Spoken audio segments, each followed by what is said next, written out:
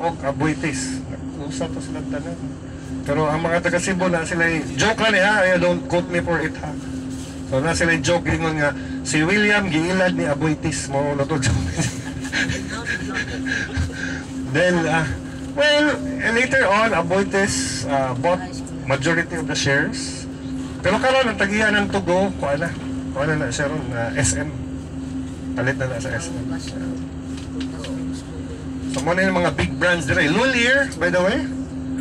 Mamenda man tao usahay, di ba? Kung ano yung...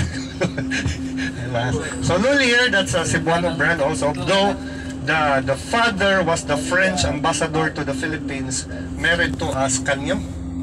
Kanang socialite po dire, o kanang Ascanio lines. So French of descent, then they started with a pawn shop. Later on, kanang gold bars, kanang jewelry. Number one chain of pawn shop in the Philippines now. It's ko ano man, di ba? Kanang Lulier. What's a agad? Nanawag ang organizer.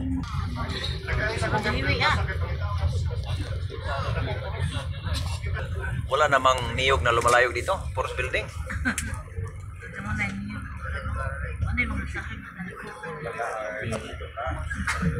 Kuhan ko, ang Carmel relevant anymore. Actually, imo pangutan ng mga Madrid diha. Pwede Gcash na. Daghan na kayo silang itlog ba? Pero mo na may naandan doon. So mo na ang istorya na ba? Ganong... So kuhan Pope John Paul II Street. So that Pope visited Cebu twice in his lifetime. 1991, mo na ang Papal route, dinhining agi. Nga, kanang... Mo na giusob ang ngan. Kuhan man sa una, San Jose de la Montaña.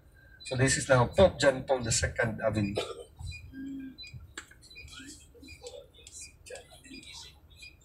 Sir?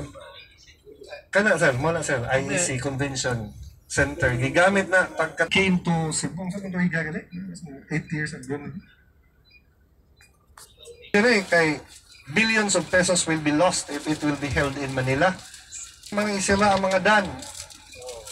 Dili nila kaya ba?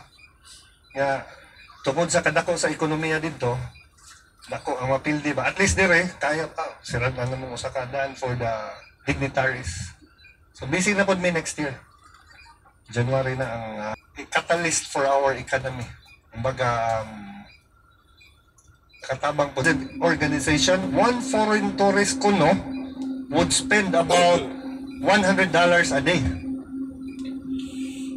So imagine, nako kayo na. Ang Philippines for 2024, we had almost more than 5 million tourists. So imo nang i-multiply by $100, that's the foreign currency coming into the Philippines. So kuan po ang turismo. Kaya ba man yung mga Tagalog? Economic driver man dyan nila ang tourism dito. Instruction, only one coordinator na kunin mo saka, sir? Sakto ba, sir? Mo register dito sa taas? Para dili masamok daw. So go with me lang, it's on the 3rd floor. One from Anda, one from Lubok. Dili lang, hotel lang may kadiyot sa bus.